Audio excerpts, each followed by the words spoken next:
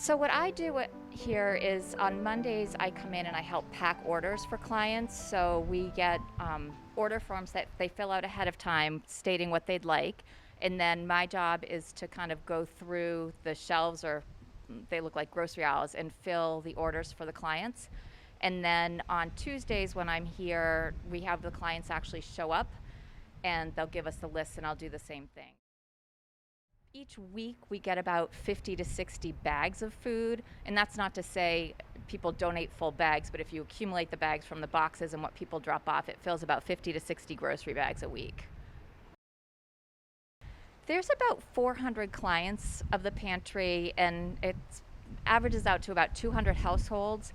A third of the clients are elderly, a third are children under the age of 18.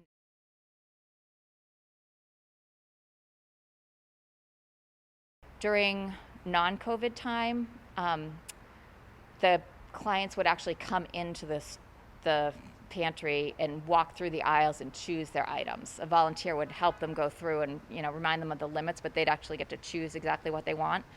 During COVID, only the volunteers go into the actual pantry, so we do the choosing and packing for them. Basically, what would happen when somebody has an order form that's ready to be filled, um, we have cards for each client that we look at, and we would check them off with the date.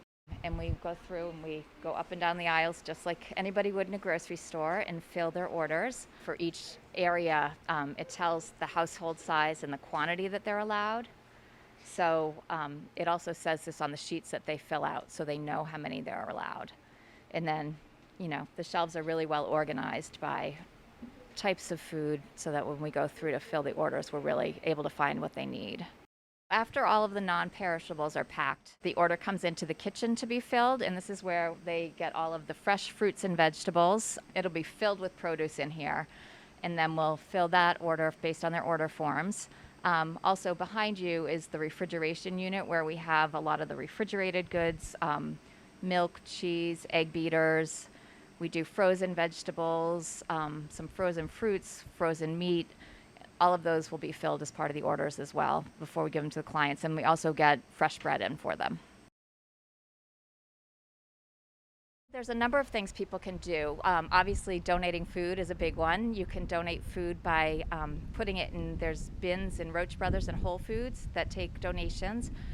We do like it when people go online to the website before they donate food. You can see a wish list of what the pantry really needs and also a list of what we have too much of. So, anytime people want to donate food, they can leave it at the grocery stores. They can also drop it off here on Monday mornings and Tuesday mornings.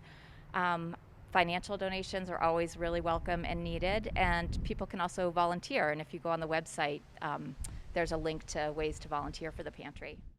I think the pantry does a great job of servicing a really important need, and the people here are great, and anyone's support is always appreciated.